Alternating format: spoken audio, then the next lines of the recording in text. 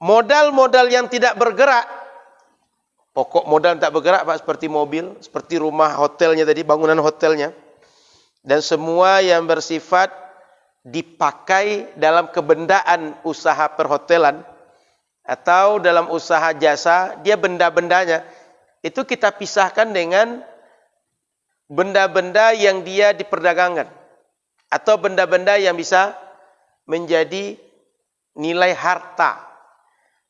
Maka Bapak Ibu yang dirahmati Allah Subhanahu wa taala, benda-benda seperti ini dia seperti bangunan, seperti kendaraan atau alat pendukung lainnya, itu enggak kita hitung sebagai zakat Bapak Ibu.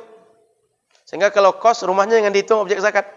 Tapi sewa dari kos tadi yang kita kumpulkan. Hotel enggak kita hitung hotel, bangunan hotel dan tanahnya, tapi hasil income dari orang menyewa hotel setiap malam, dihitung 1 bulan, dihitung 1 tahun, itulah yang nanti dizakatkan.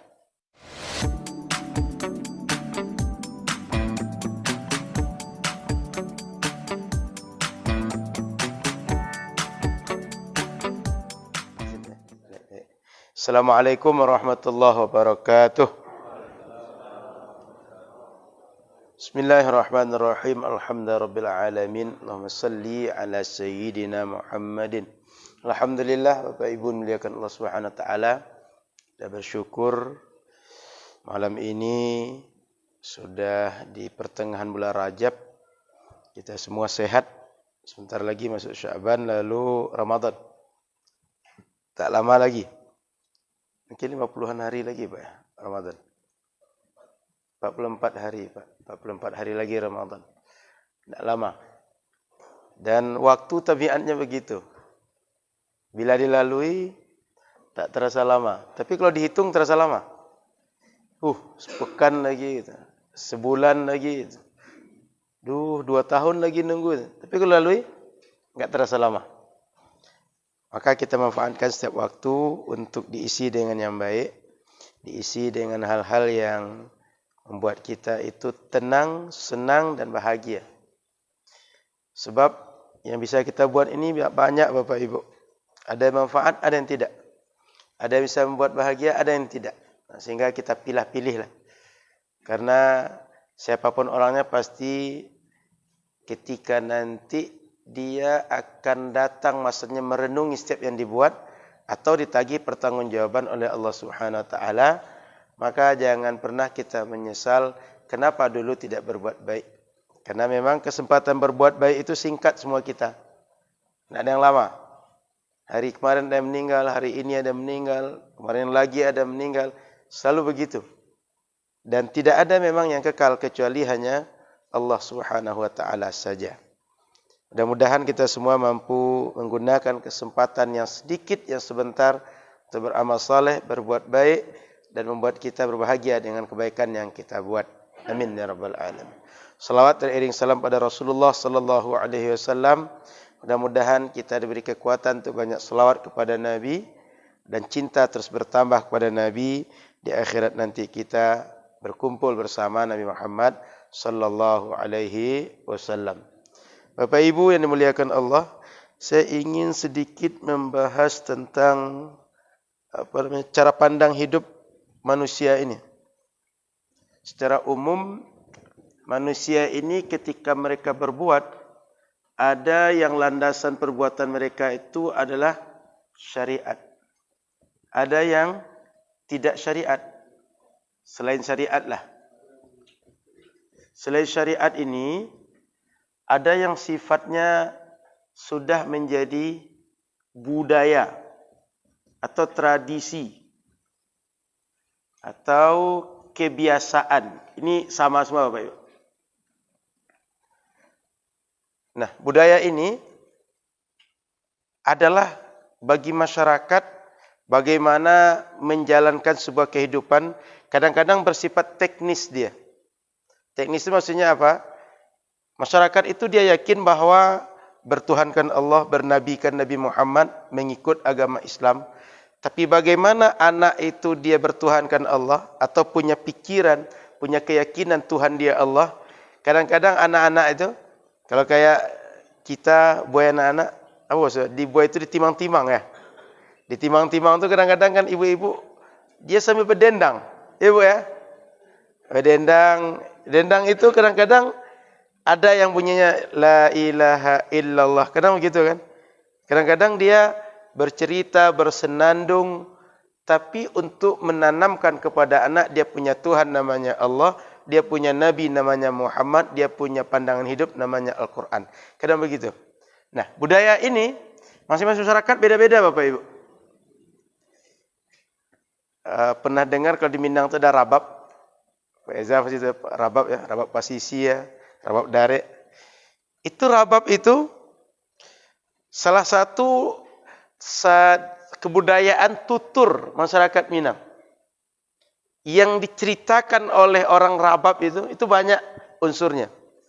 Ada tentang kehidupan, ada tentang agama, ada tentang nasib di perantauan, ada tentang kehidupan. Yang intinya ketika menyampaikan rabab itu adalah bagaimana menyampaikan pesan ke masyarakat. Di Minang ya, rabab. Saya tidak tahu kalau kita pakai di daerah Riau ini apa saja nanti. Kemudian ada lagi di Minang itu salawat dulang. Salawat dulang. Salawat ini dari salawat. Sehingga salawat dulang ini biasanya menyampaikan tentang sirah Nabi. Tapi dengan cara didendangkan. Maka kalau dengar salawat dulang itu, nanti boleh tengok di YouTube. Itu dulang yang ditegakkan. Dulang itu ya, tempat baki bawa makanan itu. Tapi ditegakkan posisi vertikal begini. Lalu dipukul. Sambil berdendang orang main salawat dulang itu. Biasanya berdua. Iya Pak ya? Biasanya berdua. Dan mereka berdendang. Cerita tentang Nabi. Sejarah hidup Nabi. Akhlak Nabi. Dan berbagai hal terkait dengan Nabi. Maka namanya salawat dulang.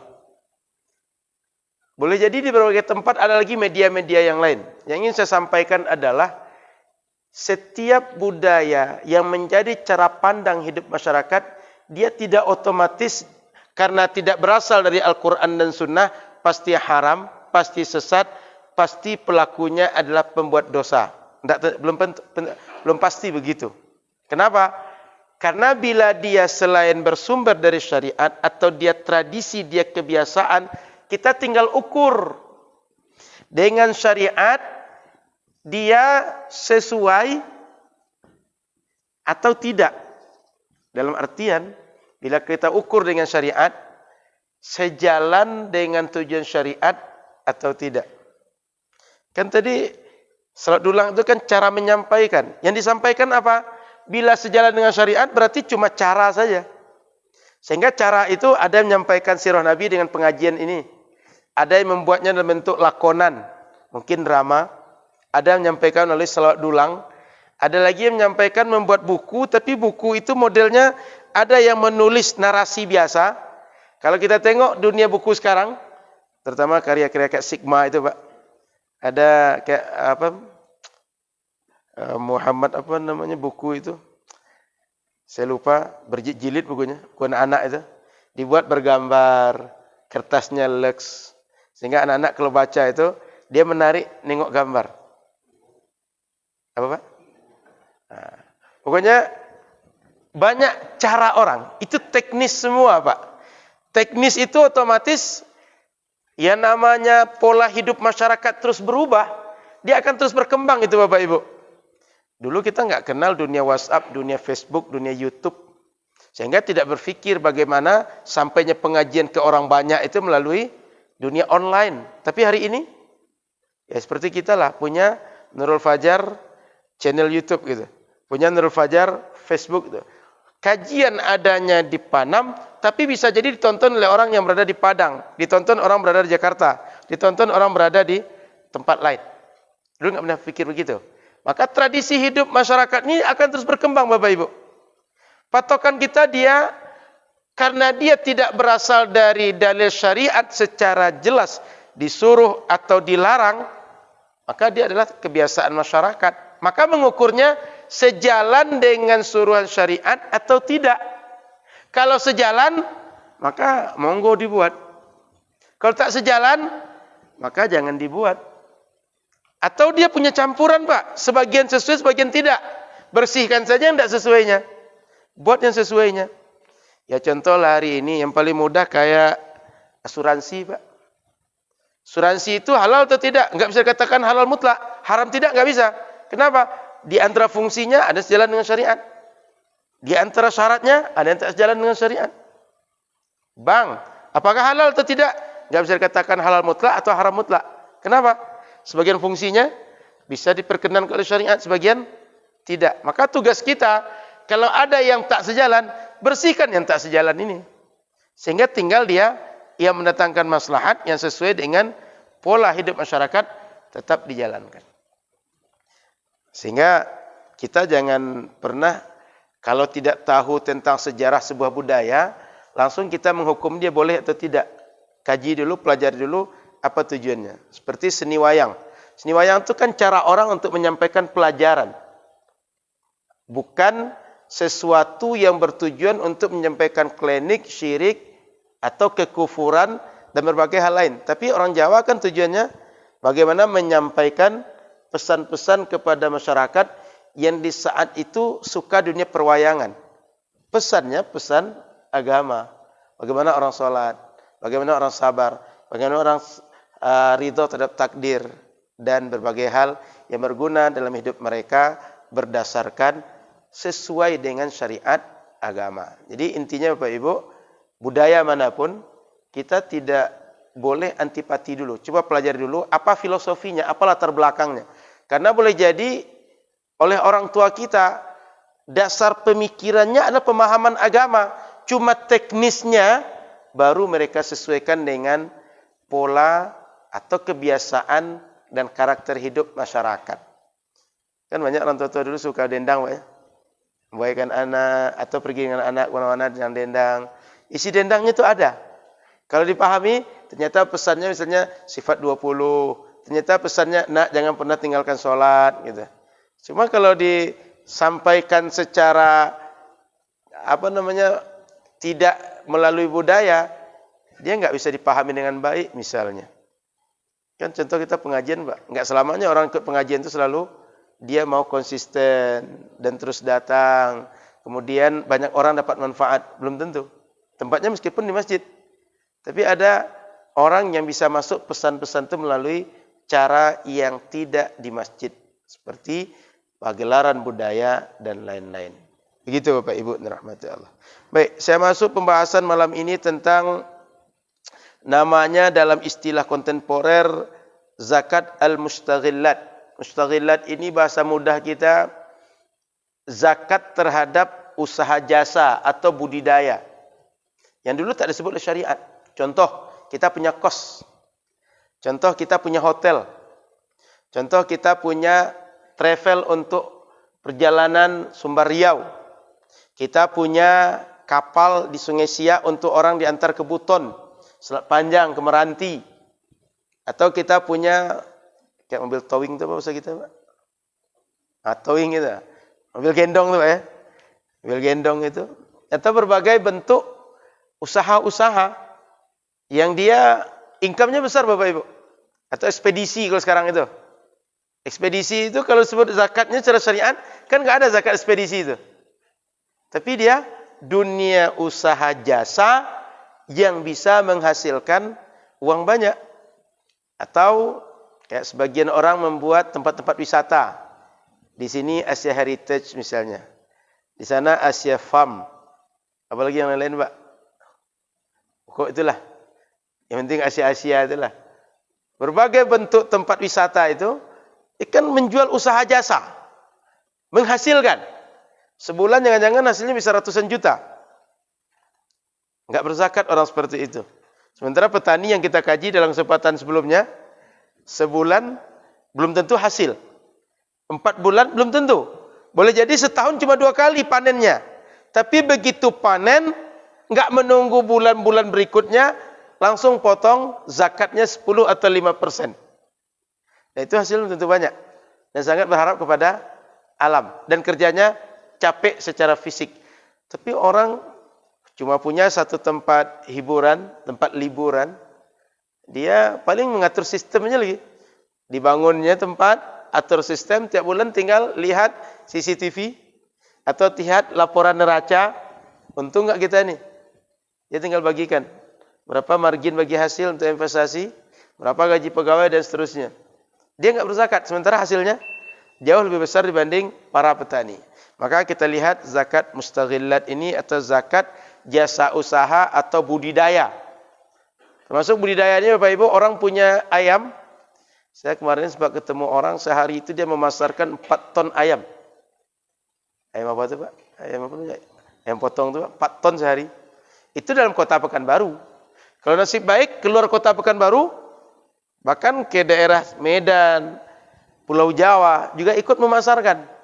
Itu bisa 4 ton juga di luar Riau, bahkan bisa lebih besar lagi. Artinya ada orang punya usaha sebesar itu Bapak Ibu. Enggak zakat orang seperti itu. Kenapa enggak zakat? Enggak ada dalil syariatnya zakat. Cuma dia kaya. Kan? 4 ton itu kalau untung 1.000 aja satu ekor ayam, berapa untungnya itu? 1.000 cuma hitung kita, tapi 4 ton. Berapa untung dia? Maka Bapak Ibu rahmati Allah, syariat berdasarkan ijtihad ulama yang terus berkembang, ada namanya zakat al-mustaghillat atau zakat dunia jasa, usaha jasa atau budidaya ternak. Termasuk orang punya keramba Pak ya. Punya keramba apakah udang? Kalau kita di Kampar apa keramba bahasa sini Pak? Mungkin kayak ikan apa? Ikan patin ya. Atau ikan gabus dan lain-lain. Berhasil bisa banyak. Dulu kalau di kampung saya, orang jual ikan tuh ikan raya Pak Irza. Ikan mas, ikan jumpo, Pak, ikan seperti itu, ikan tawas. Kami nyebutnya begitu. Ikan-ikan yang ikan darat, ikan raya itu, warnanya kadang merah, Pak. Kadang-kadang bukan hijau sih, hijau abu-abu itu, Pak. Mirip baju Pak Irza ini warnanya. Nanti ada agak sedikit kuning-kuning warna sisiknya di sini, Pak. Bukan nila, Pak, beda dengan nila. Nila lain lagi. Kami ikan raya. Ikan amih itu Pak. Ikan rayo Pak ya. Kayak seperti itu. Sehingga kampung kami kalau dulu di Solo orang itu kampung jual anak namanya. Anak itu anak ikan. Jual anak ikan itu banyak macamnya. Ada yang katanya jari 5. 5 jari itu ada istilah tuh. Jari 5 berarti ada sebesar ini. Kalau 5 jari berarti begini. Sebesar ini berarti ikannya. Ada lagi sebesar rokok kata dia. Sebesar jempol, macam-macam istilah orang. Pokoknya setiap barang benda-benda jadikan ukuran. Yang seperti itu, setiap bulan kadang-kadang income-nya tinggi Bapak Ibu. Lebih kaya dibanding para pedagang yang dia termasuk wajib zakat dagang. Atau para petani yang wajib zakat pertanian. Maka kita bahas. Di antara yang masuk zakat mustaghillat ini adalah usaha-usaha berbentuk penyewaan. Ya seperti tadi, rumah kos, hotel, kotek, kemudian ekspedisi, mobil, kapal, pesawat udara. Kan ada tuh pesawat udara itu yang punya pribadi kan, punya swasta kan. Kalau Garuda kan tahu kita punya, tapi ada yang lain itu kan. Kemudian ada lagi budidaya hewan. Anak ayam, bebek, telur dan segala macam. Kemudian penyewaan jasa penginapan, kayak perhotelan tadi. Kemudian usaha jasa servis, rumah sakit, mobil, bengkel, salon. Bahkan kalau kita turunkan sekarang usaha outsourcing ya Pak ya. Usaha outsourcing itu, kalau diseriusi banyak kan. Usaha parkir itu, kan cuma bermodalkan alat di tempat masuk keluar, kemudian ada tenaga berapa orang. Luas yang bisa dikelola dia. Nanti tinggal ketika keluar orang 5.000, minimal 3.000, jarang yang parkir itu di bawah 3.000 parkirnya. Maka seperti itu adalah bagian pada zakat, objek zakat juga. Kemudian ada lagi pemberian lisensi merek dagang. Kayak ini Pak, franchise itu. Sehingga dengan berbagai model franchise itu, baik pendidikan, kemudian perdagangan barang atau jasa, itu banyak orang yang cepat naik gara-gara franchise itu. Atau buka cabang dan model-model yang lain. Dalil syariatnya Pak, masih surat Al-Baqarah 267, ya ayyuhalladzina amanu anfiqu min thayyibati ma kasabtum wa mimma akhrajna lakum minal ard. Kata Al-Quran, infakkanlah min thayyibati ma kasabtum. Kasabtum. Kasab itu usaha. Jadi ada dua dalil mereka. Min thayyibati ma kasabtum. Surah Al-Baqarah 267. Min thayyibati ma kasabtum wa mimma akhrajna lakum minal ardh. Jadi kata Al-Quran itu infakkan kalian apa? Dari usaha-usaha yang baik. Atau dari hasil alam yang Allah keluarkan untuk kalian. Kan hasil alam itu Pak. Kemudian usaha kita yang baik itu, usaha halal maksudnya usaha yang diperkenankan syariat. Usaha hotel, usaha ekspedisi, dan segala macam. Itu kan usaha halal. Secara hukum diperbolehkan negara, secara agama diperbolehkan. Kemudian dari hasil alam. Kayak sebagian tempat, terutama di Sumbar ya, itu cuma memanfaatkan alam, nanti buat tempat mandi anak-anak. Itu udah banyak karcis masuk nanti. Atau sekarang ada lagi budaya kayak buat glamping. Apa glamping itu Pak? Tenda Pak ya. Tenda di pinggir apa? Di pinggir bukit. Sehingga keindahan alam cuma dilihat view-nya. Kalau bagus view-nya, buat tempat orang bisa menikmati indahnya view tadi itu. Sudah uang masuk sekarang. Maka kalau kita tengok sebagian daerah yang view-view-nya itu indah itu, di pinggir bukit kah, atau di pinggir lembah kah, hanya menjual kecantikan alam itu, tapi bisa income besar. Maka, kata Allah, apa yang kami keluarkan dari bumi ini untuk kalian, infakkan sebagian. Usaha-usaha yang baik yang kalian buat, infakkan sebagian. Maka infakkan itu, zakatkan. Kalau tidak dizakatkan, berarti orang enggak terikat. Tapi bila dia dizakatkan, orang terikat, mesti keluar. Kemudian harta yang bersifat mustaghillat ini dalam bahasa akuntansi termasuk al-malun nami atau bahasa kitanya aktif terus meningkat dia, bertambah nilai. Ya kan Pak? Bertambah nilai dia. Sehingga bisa juga dimasukkan dunia investasi di situ. Dan orang banyak berminat untuk ikut investasi di situ. Itu alasan kedua. Termasuk karakter zakat adalah harta itu bertambah nilai. Dia bukan berkurang nilai, tapi bertambah nilai. Sudah itu dikiaskan kepada hukum zakat pertanian. Kenapa? Karena hasil bumi yang berupa beberapa komoditi yang disebutkan syariat itu hasil bumi juga. Manfaat bagi manusia. Tapi dizakatkan. Yang ini juga manfaat, juga menghasilkan bagi manusia. Sehingga patut juga untuk dizakatkan. Kemudian Bapak Ibu rahmati Allah Subhanahu wa taala, dikiaskan juga kepada keuntungan-keuntungan yang lain, kekayaan-kekayaan lain yang menghasilkan keuntungan seperti dunia perdagangan dan dunia usaha lainnya yang bisa menyebabkan kita dapat untung besar atau bertambah kekayaan kita dengan usaha-usaha itu. Maka mayoritas ulama sebagian mengatakan tidak wajib zakat seperti ini. Mayoritas ulama mengatakan wajib zakatnya dengan kadar zakat 2,5%. Sama dengan zakat emas dan perak. Sama dengan zakat perdagangan. Karena banyak kemiripan dengan dua objek zakat itu. Kemudian Bapak Ibu rahmati Allah Subhanahu wa taala, bagaimana cara menghitungnya? Cara menghitungnya sesuai dengan model zakat yang lain, kita hitung awal dan akhir usaha tadi. Sehingga kita tahu kapan dia sudah sampai haul. Kita tentukan dulu haulnya.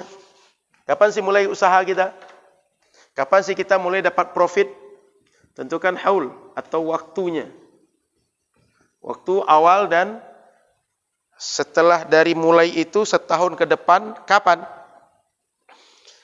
Sudah itu modal-modal yang tidak bergerak, pokok modal tak bergerak Pak, seperti mobil, seperti rumah hotelnya tadi, bangunan hotelnya, dan semua yang bersifat dipakai dalam kebendaan usaha perhotelan atau dalam usaha jasa, dia benda-bendanya itu kita pisahkan dengan benda-benda yang dia diperdagangkan atau benda-benda yang bisa menjadi nilai harta.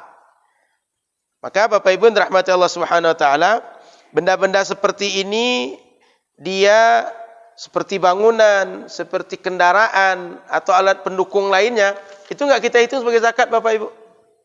Sehingga kalau kos rumahnya jangan dihitung objek zakat. Tapi sewa dari kos tadi yang kita kumpulkan. Hotel enggak kita hitung hotel, bangunan hotel dan tanahnya, tapi hasil income dari orang menyewa hotel setiap malam dihitung 1 bulan, dihitung 1 tahun, itulah yang nanti dizakatkan. Kemudian Bapak Ibu rahmati Allah Subhanahu wa taala, jadi kita fokus kepada zakat penghasilannya, bukan kepada benda tak bergerak. Benda tak bergerak tak kita hitung. Ini enggak termasuk bagian zakat, tapi penghasilannya. Kemudian kadarnya, kapan orang ini sudah berzakat? Bila nilai penghasilannya sudah setara dengan nisab zakat emas dan perak. 85 gram emas, 21 karat. Kalau sudah berada kekayaan dia, gara-gara usaha ini, sampai di atas angka itu, sejak dimulai usaha, berjalan 1 tahun, sampai dia segitu, maka dia wajib zakat. Kemudian, zakatnya dikeluarkan sebanyak 2,5% juga. Maka, Bapak Ibu rahmati Allah Subhanahu wa taala, poin intinya adalah semua usaha jasa, budidaya ternak, yang tak disebutkan oleh nas, dia wajib zakat. Berapa zakatnya? 2,5%. Berapa kadar minimal wajib zakat? Setara dengan zakat emas dan perak, setara dengan zakat perdagangan. Dikeluarkan kapan? 1 tahun bila sudah sedapat kita saving dari usaha tadi. Dan kita tak menghitung pokok dari modal usaha yang tak bergerak. Bangunan, kendaraan, dan semua hal yang bersifat kebendaan. Itu kira-kira Bapak Ibu, berdasarkan ijtihad ulama dari ayat ini, surat Al-Baqarah ayat 267 dan beberapa illat hukum lain yang menyebabkan mereka mengatakan wajib zakat mustaghillat. Baik, kita lanjut diskusi. Silakan Bapak Ibu, kalau ada pertanyaan. Paham masalah ini Pak ya? Ini kan beda dengan perdagangan ya. Maka ini mesti dipahami dengan baik. Ada perdagangan yang sifatnya benda yang didagangkan, ini adalah usaha jasanya. Baik, ada pertanyaan? Kalau tidak, kita masuk ke dalam buku itu pengkajian tentang zakat fitrah lagi Pak. Saya kira pembagian beberapa objek zakat dianggap cukup dulu. Kita masuk dalam buku itu adalah pembahasan zakat fitrah. Halaman berapa di buku Pak Irza Pak? Buku halaman 63 yang terjemahnya agak bagus.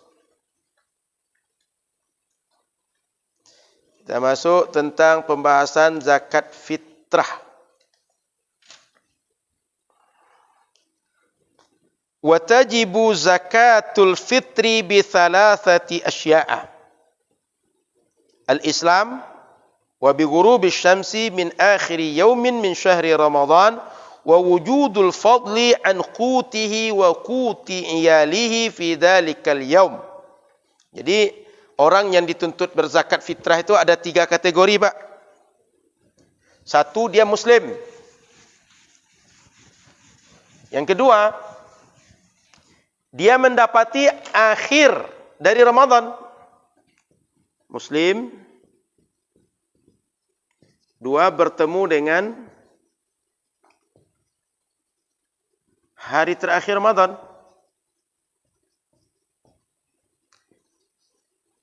Ini standarnya adalah terbenam matahari tanggal 30 atau 29.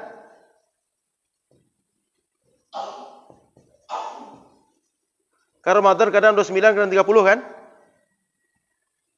Kalau dia mendapati hari terakhir Ramadan sampai matahari tenggelam dia masih hidup, dia wajib zakat. Tapi kalau ada orang, dia lahir setelah matahari tenggelam, hari terakhir Ramadan, malam takbiran itu, sudah maghrib dia lahir, enggak wajib zakat orang itu. Tapi kalau lahir dia sebelum maghrib, Kan muslim, terpenuhi yang kedua ini. Dia termasuk yang dizakatkan. Jadi perlu dibedakan di sini. Bertemunya ini. Kalau ada orang sebelum azan hari terakhir Ramadan dia lahir, 5 menit sebelum azan dia lahir. Selesai orang azan, 5 menit kemudian dia meninggal. Ini zakat dia. Tapi kalau ada orang usianya tua, tapi enggak mendapati akhir Ramadan, menjelang maghrib dia meninggal, dia enggak dizakatkan. Padahal Ramadan itu hampir semuanya dapat kecuali cuma itu saja. Sebelum maghrib dia meninggal, tidak wajib zakat dia.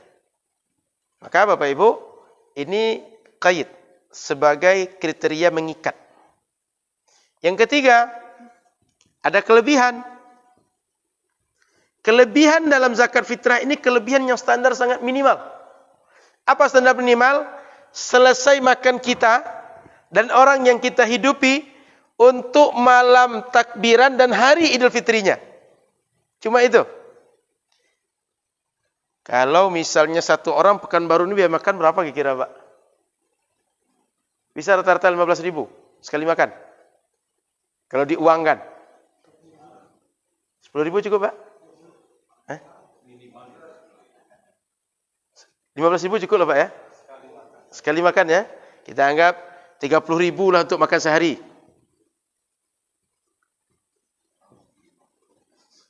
Ngopi kan tak dasarnya Pak. Kalau ngopi orang sekarang Pak.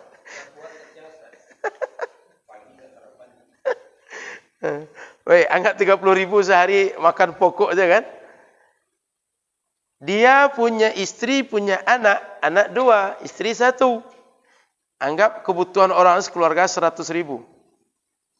Untuk hidup malam itu 100.000 selesai. Esok sehari besok 100.000 selesai. Lebih dari itu dia punya, wajib zakat fitrah. Jadi standar cuma itu gitu. Maka zakat fitrah ini standar yang sangat minim. Paling bawah orang mengeluarkan harta untuk orang lain. Kenapa Nabi suruh kita zakat fitrah? Kenapa di saat itu saat Idul Fitri? Idul Fitri ini adalah hari bahagia. Sehingga jangan sampai ughnuhum anis su'al kata Nabi. Jangan sampai ada orang fakir umat Islam ini kerjanya di hari Idul Fitri dia minta-minta.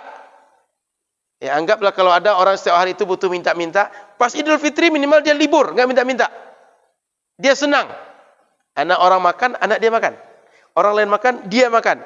Orang berpakaian baru, dia minimal ada pakaian.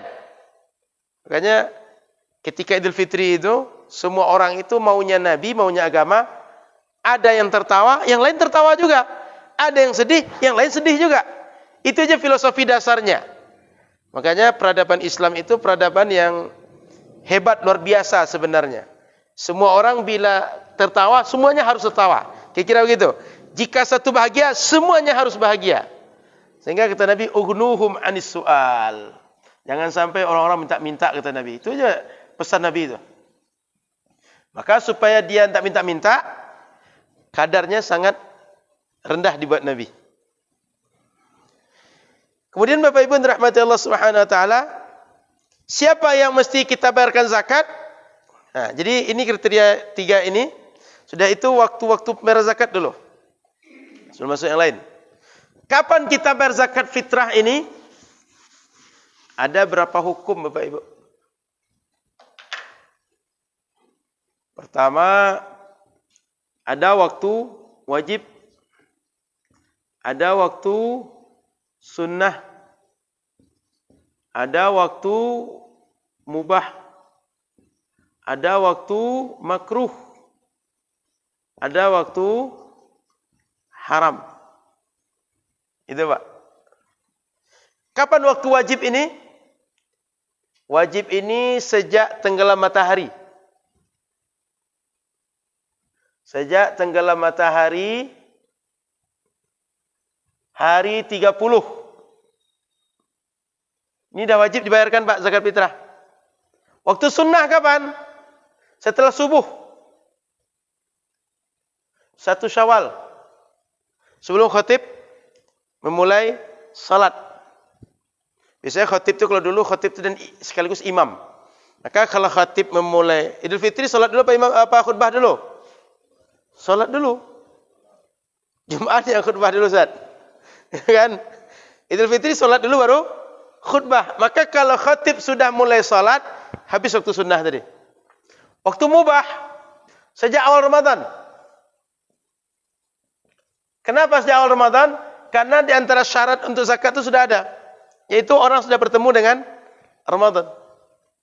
Kemudian waktu makruh di hari Idul Fitri, dia bisa mengeluarkan tapi tak segera dikeluarkan. Ditunggunya nanti dah sampai maghrib nanti. Dan waktu haram adalah sengaja ditunda setelah hari Idul Fitri. Besoklah. Atau besok itu lagi. Dia ada alasan, Pak. Malasnya bayar sekarang. Hari Idul Fitri, katakan hari Rabu.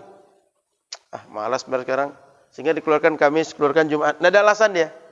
Yang ini, makruh ini, dia masih bayar di waktu yang diperkenankan syariat. Waktu diperkenankan syariat, kita bayar zakat itu adalah sampai matahari tenggelam di hari Idul Fitri.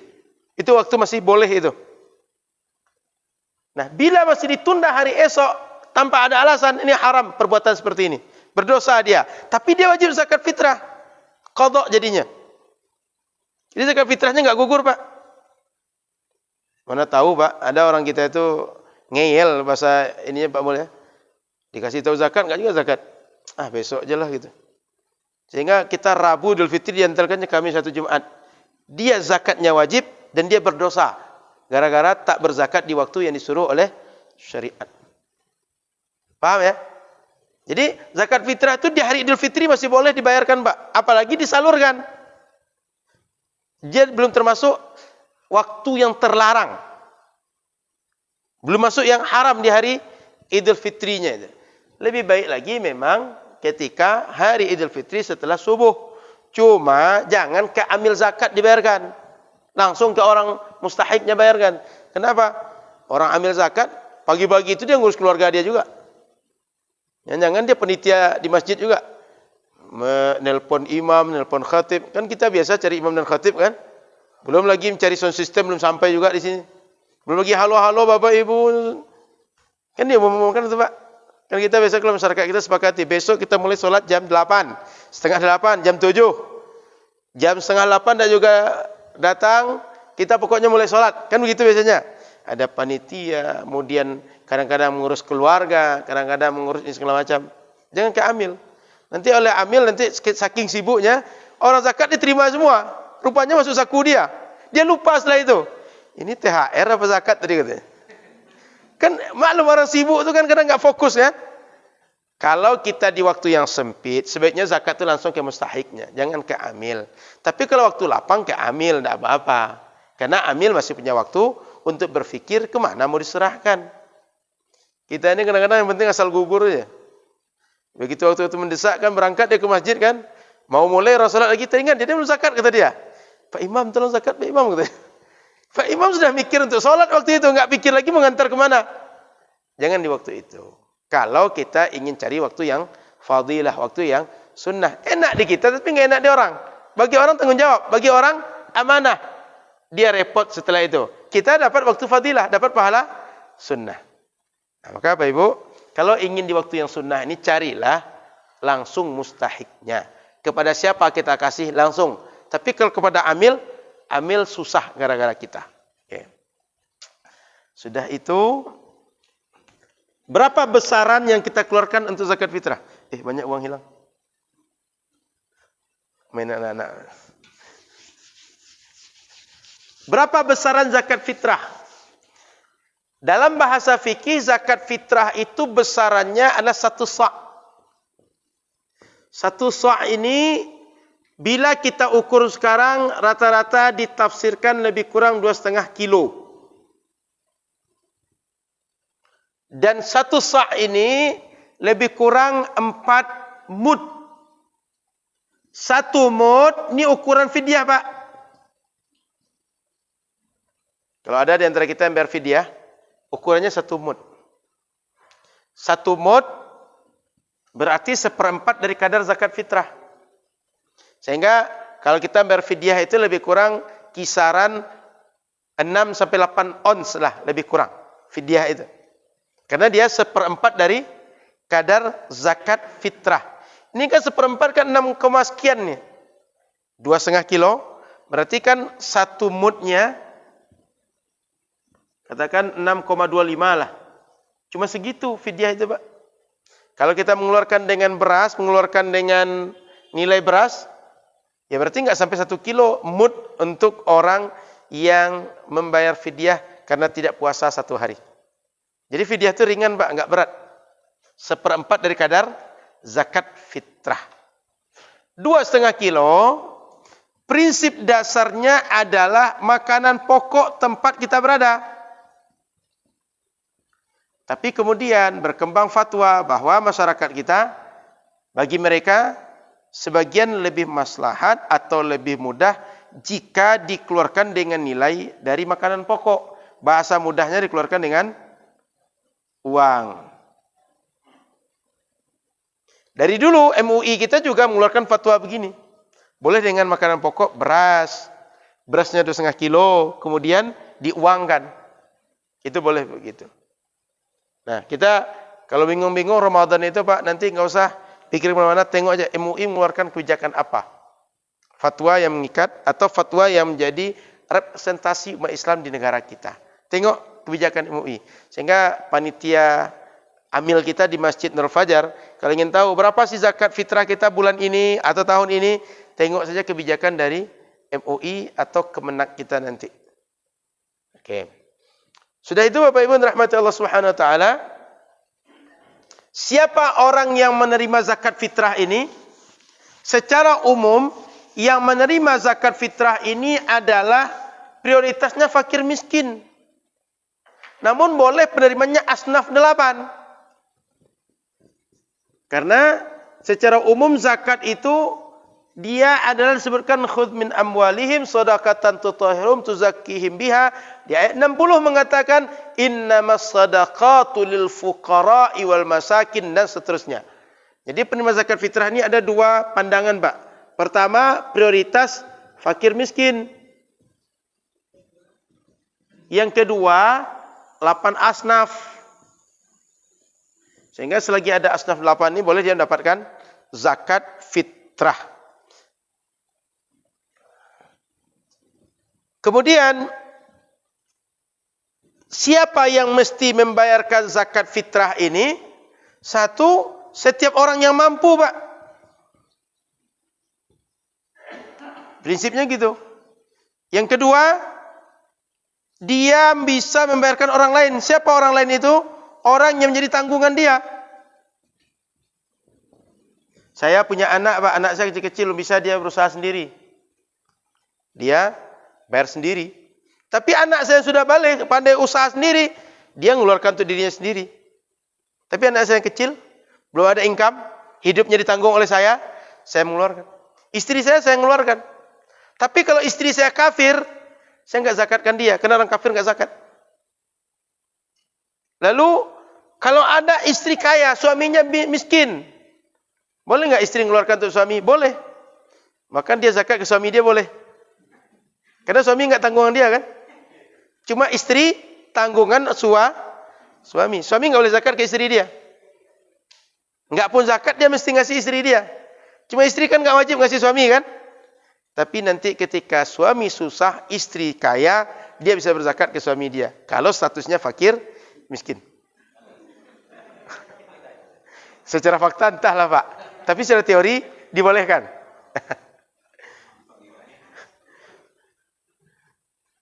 Nah, jadi setiap orang, kemudian siapa yang dia tanggung?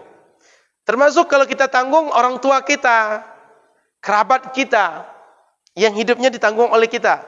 Namun yang menjadi tanggungan yang wajib adalah orang yang nafkahnya di tangan kita.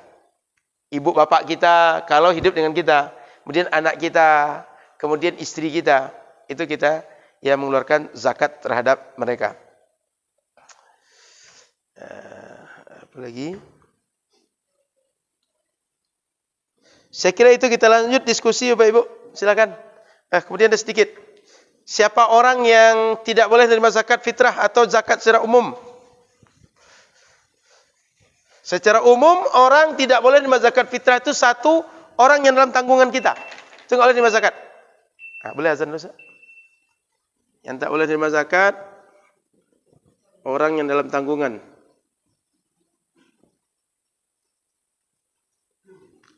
Yang kedua, orang kafir nggak boleh.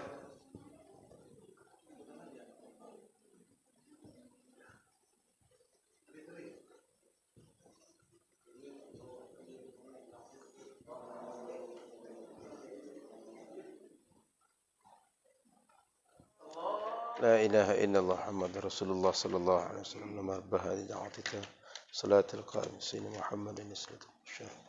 Allahumma maqam Muhammad rahimin radina samidina Muhammad sallallahu alaihi wasallam nabiyya rasul.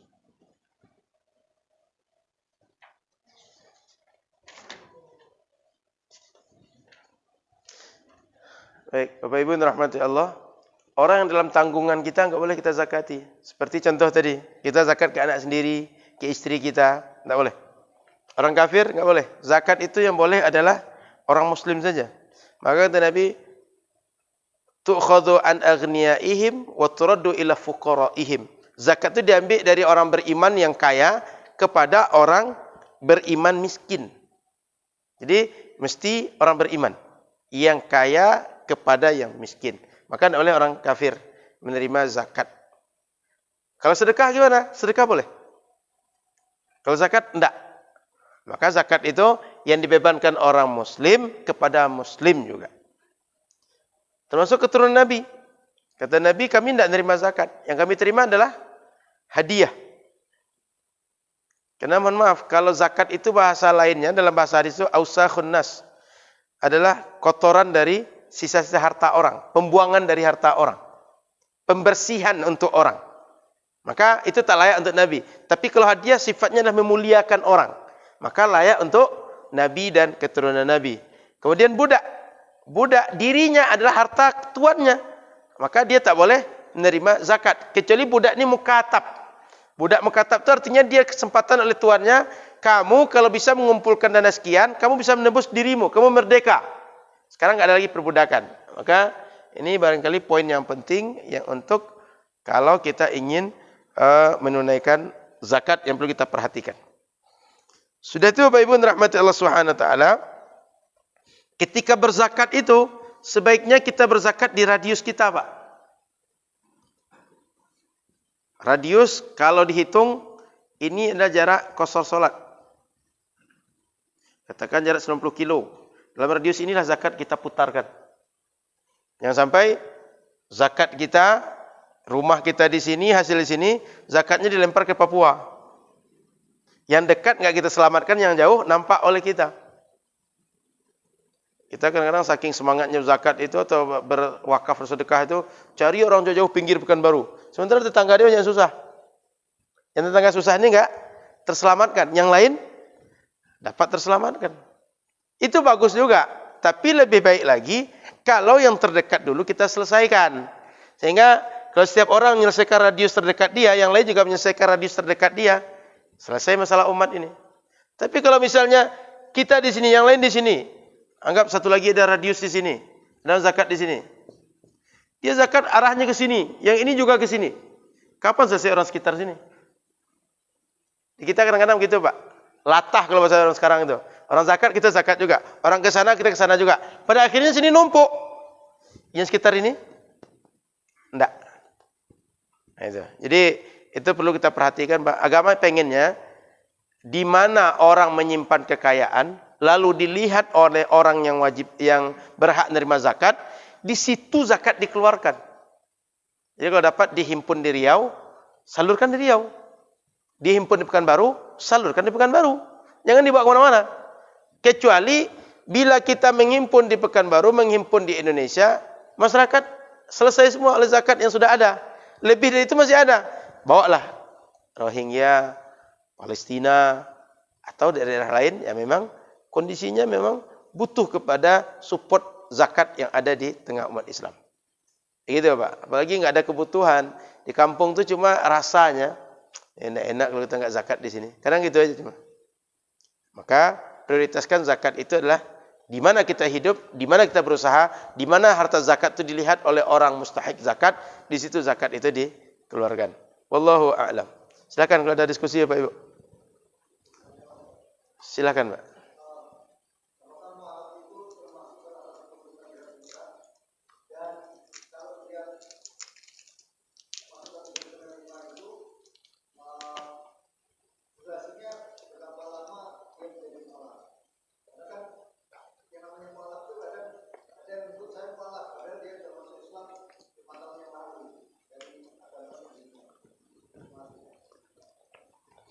Kita karena belum bahas tentang asnaf 8 Pak, maka belum saya sebut mu'allaf. Sebab ada bab sendiri dia memang di akhir pembahasan zakat ini tentang siapa penerima zakat.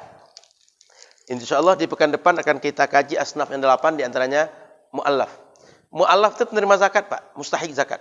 Tapi mu'allaf ini prinsip dasarnya adalah bagaimana orang baru masuk Islam, dia merasa ada yang pro kepada dia, ada yang sayang, ada yang peduli ketika dia sudah berpindah dari agama yang lama pada agama Islam. Sebab kebanyakan orang yang mu'allaf itu banyak tantangan. Bahkan asetnya disita oleh keluarganya Pak. Maka kita perlu untuk support dia sehingga dia merasa ada saudara yang baru. Yang memang saudara itu adalah menganggap siapapun orang yang seagama dengan dia adalah ikhwah, saudara dia. Sehingga dia support. Supaya ketika disupport itu dia merasa dia diperhatikan, lalu dia kokoh dengan keislaman dia, enggak berbalik lagi. Apa gunanya saya masuk Islam ni, kata dia. Saya ingin mencari ketenangan hidup, kenikmatan hidup. Rupanya masuk Islam semakin susah, kata dia. Sehingga balik lagi keluar dari Islam. Jangan sampai begitu kira-kira. Maka orang mu'allaf ini enggak sepanjang hidup Pak. Jangan sampai 5 tahun masih mu'allaf. Betul dia dulunya tidak Islam lalu masuk Islam, disebut mu'allaf. Tapi bukan mu'allaf itu seumur hidup. Setiap tahun mu'allaf. Begitu datang musim Idul Fitri, musim Ramadan, mu'allaf. Enggak. Mu'allaf itu kalau bisa cuma di awalnya Pak. Artinya, anggaplah paling lama 6 bulan kita support. Setelah itu, dia itu sama dengan muslim yang lain. Jika muslim yang lain susah, perlu support untuk dia bisa hidup mandiri. Mu'allaf itu juga begitu. Sehingga, dia kalau perlu support, kita support. Kalau tidak, ya hidup mandiri. Sama dengan kita yang susah juga Pak. Sehingga, jangan sampai nanti, gara-gara dia pernah tidak Islam lalu kembali kepada Islam, dia kan sudah kembali kepada Islam. Dia sebenarnya dulu harusnya Islam, lalu dia keluar dari Islam dan balik lagi.